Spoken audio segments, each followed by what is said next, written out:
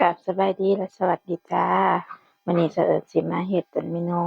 ก้อยหนูเนาะอ้ายเพิ่นได้มาแต่เมืองนองเพิ่นไปเมืองนองกับเบาเกาะได้หนูมาสองตัวสิปีกแล้วก็สิเฮ็ดก้อยเอาไปเบิ่งกันเลยนี่อันนี้คือหนูที่ได้มาเนาะได้สองตัวหนูเอามาแต่ไกลเพราะว่าเมืองนองน่ะไกลไกลอ้ายเพิ่นมาน่ะจะแม่นจักโมงฮอดเมื่อคืนประมาณ7:30น่าสิมาประมาณ3 โมง4 โมงนี่มาเดินทางไกล มาปิ้งให้เป็นสุกแล้วก็จั่งสิไปพักแล้วก็จั่งก้อยเนาะ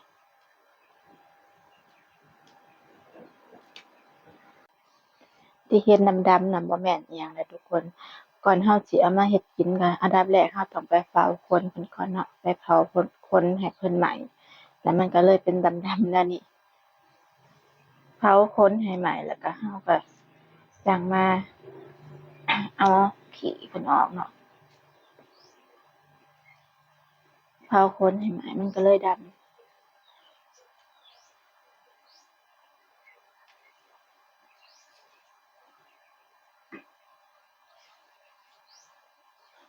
มื้อนี้เฮ็ดกินเช้าก้อยหนูท่าให้เพิ่นสุกก่อนเนาะ ให้หนูสุกแล้วเราจั่งเอาไปฝักก้อย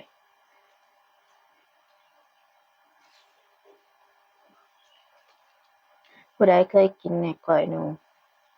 คอมเมนต์มาเว้าสู่กันฟังได้เด้อผู้ใดบ่กินหนูก็ขอโทษขออภัยในเด้อจ้าเพราะว่าทางลาวน่ะสิกินนิยมกินหนูเนาะแบบว่าคันยามนี้ก็ต้องได้ไปหาใส่กับหนูหั้นเด้เอามาเฮ็ดกินเพราะว่าหนูน่ะช่วงยามนี้เราจั่งกินเนาะยามแล้งยามหน้าน่ะมันก็บ่ค่อยแซ่บเท่ายามแล้งยามแล้งผัดมันหนู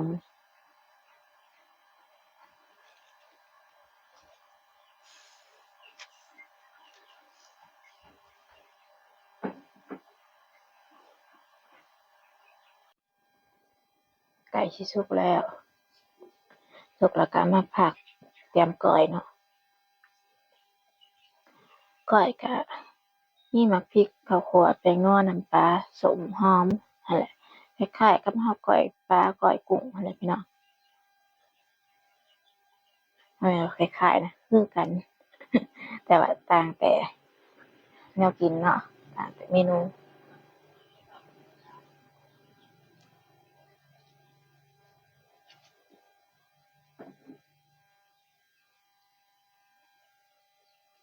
น่าสิได้ละส่ำนี้ก็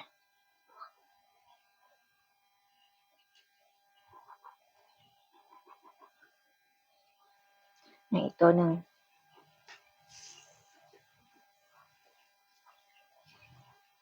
เดี๋ยวเราสิไปฝักนัวก่อนนะทุกคน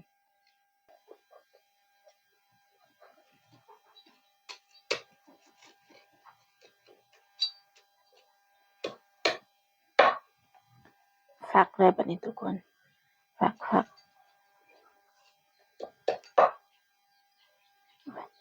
เอามีดฝักก็ได้บ่ได้เอาผ้า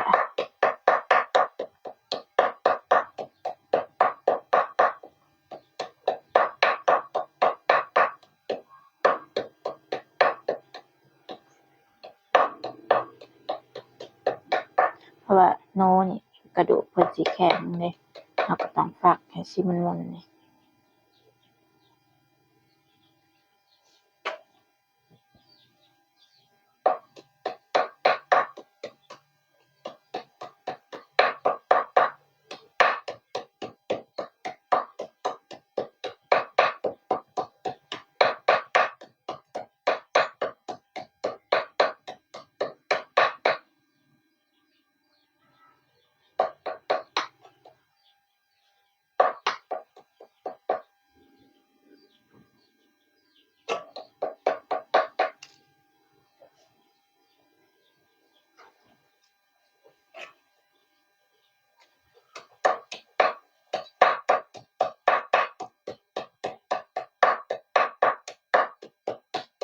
แต่ว่าโน่นี่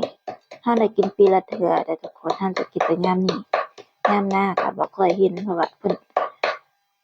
บ่ค่อยเห็นเพิ่นออกหาอยู่หากินปานใดคันยามนี้น่ะเพิ่นสิออกหาอยู่หากินเด้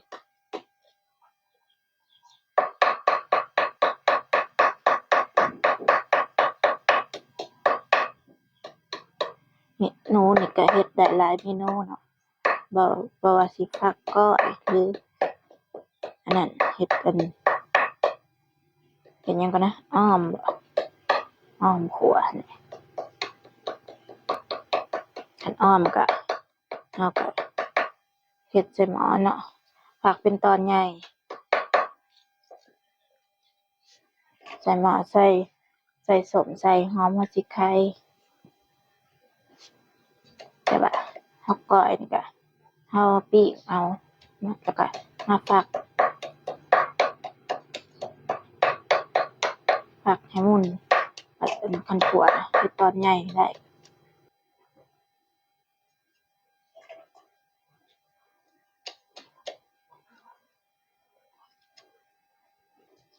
แต่ว่าเห็นคนฝั่งไทยภาคอีสานกินก็เขาเจ้าเอาไปผัดกะเพราเนาะแต่ว่าทางฝั่งลาวน่ะยังบ่เคยเฮ็ดมีแต่แบบว่าปิ้งกินบ่ขัวแล้วก็คือนั่นนี่แหละปิ้งก้อยแต่ว่ายังบ่เคยเฮ็ดผัดกะเพราจักเทื่อ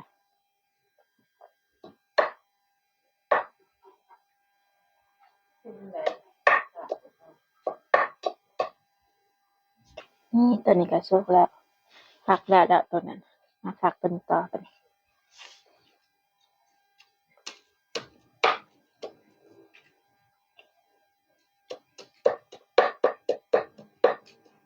ถ้านางผักแบบว่าเฮาเป็นคนตุ๋ยแล้วหนังยากพี่น้อง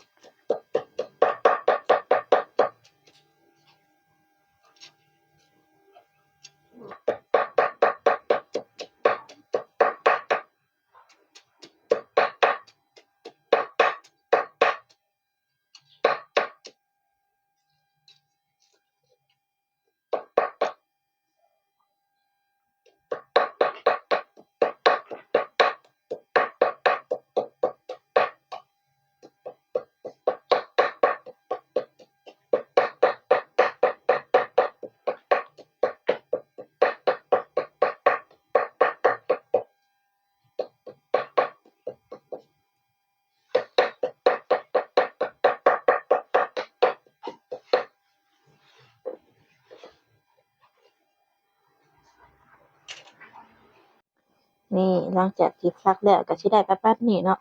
หนู2ตัวบัดนี้สิไปเก็บหอมซะก่อนหอมมาใส่หอมอีแม่ปลูกในเรือนนี่ก็มีเนาะแล้วปลูกอยู่หน้าแม่สลอยก็มีเนาะแต่ว่าอยู่เรือนนี่เราปลูกเอาหน่อยหนึ่งเรือนก็อยู่บอนดินคูนที่เฮ็ดเรือนเอื้อยหั้นแหละพี่น้องเพิ่นก็ปลูกเอาหน่อยหนึ่งนี่เขาเจ้าเมื่อวานนี้เขาเจ้าเทคุมเสาแล้วแบบว่าเขาก่อยปูนแล้วเขาก็เทใส่คุมเสาให้แบบว่าให้เสามันยึดอยู่บัดนี้นะเดี๋ยวสิเข้าไปเก็บหอมก่อนพี่น้องมีผักอีแม่มีผักบัวผักหอมป้อมเพิ่นปลูกนำกันพี่น้องแล้วก็เพิ่นปลูกต้นพริกนำพริกเพิ่นก็กำลังติดเนาะเดี๋ยวเก็บหอมบัวก่อนมาเก็บเอาทางนี้ดอกมันจังต้นใหญ่นี่มันต้นน้อยโพด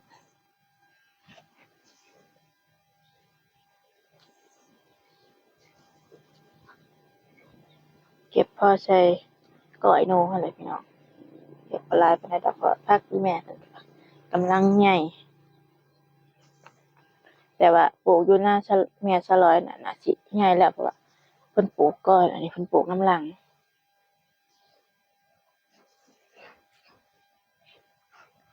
เอาอีกจักหน่อย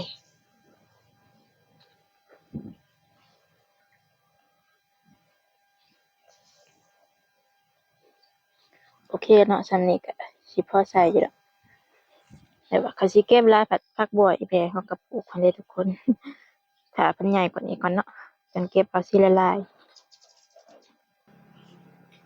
นี่อันดับแรกเราก็ใส่พริกก่อนพี่น้อง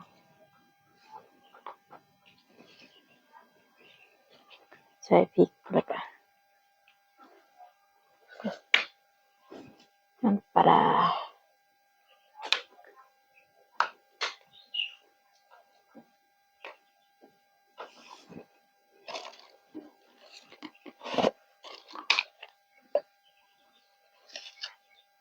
ข้าวคั่ว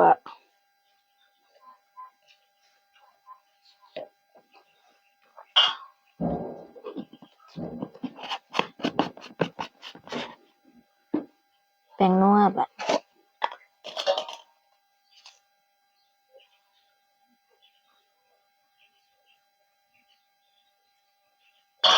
หลายแซ่บหลาย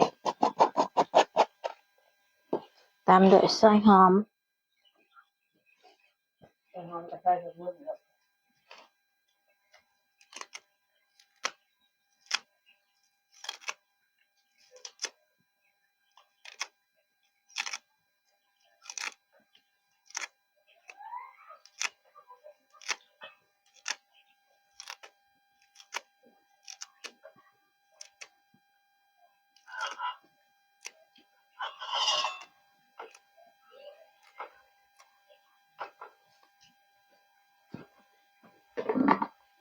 คนทุกอย่างให้เข้ากัน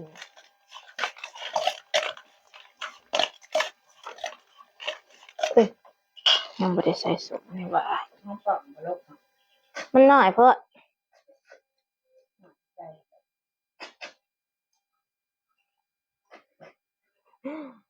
ใส่ส้มมะกอกกันพี่น้อง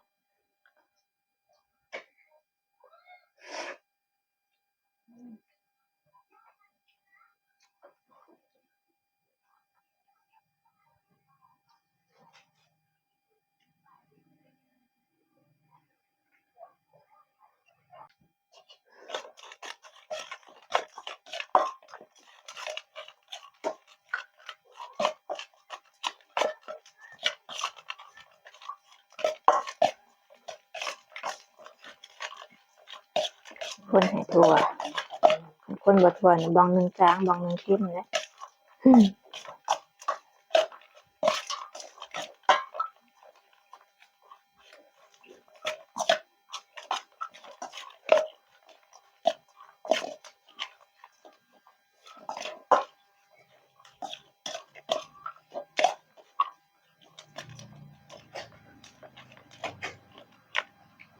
ชิมก่อน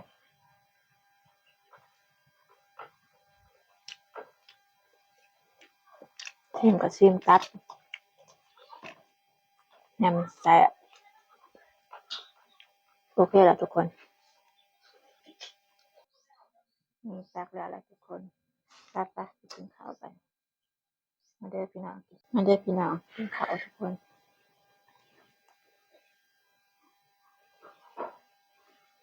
แม่เรายังเฮ็ดหยังอยู่หั่นครัวกินก่อน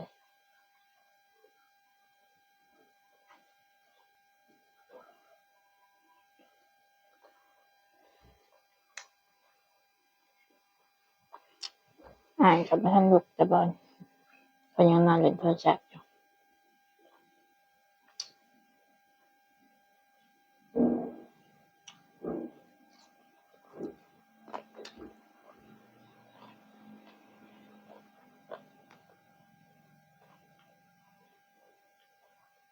มันไม่พักนะครับมันพักที่พี่น้องเก็บมาหลายมื้อเนี่ยเบิด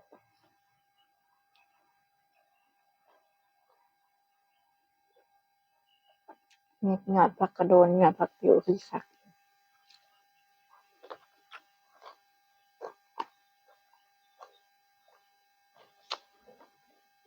ผักขะเม็ดเนาะยอดผักขะเม็ด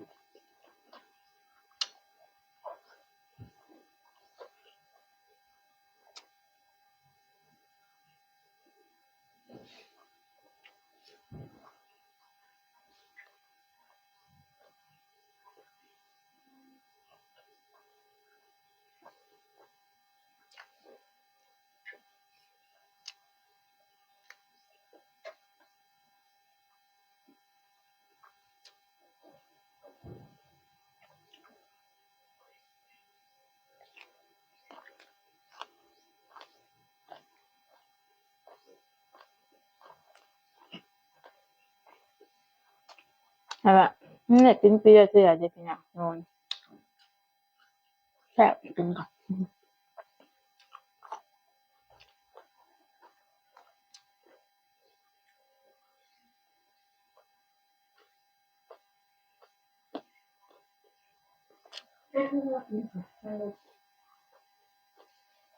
ถ้าที่เด็กกินจะช่วงยำเนี่ยนอนยำแรงยำหนาวนั่นเองนะมีมาก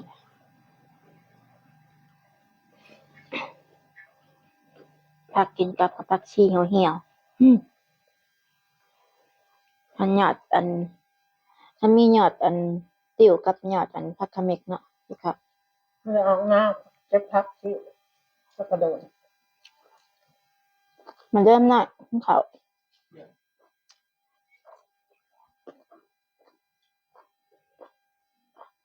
ไปอยู่บนเอาหน้าลายมือนะ บ้านหน่อยเป็นมาอยู่น้ำอาย อืม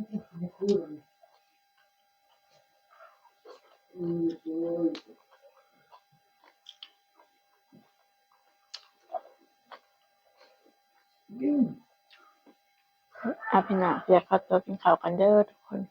ถ้าไม่ได้มาเป็นหนึ่งก็อย่าลืมฝากกดไลค์กดแชร์กดติดตามและกดกระดิ่งเพื่อแจ้งเตือนเนาะนะคะเป็นกำลังใจให้น้องเอิร์ธจ้าในเด้อจ้าสำหรับวันนี้กลับสบายดีและสวัสดีจ้าบ๊ายบาย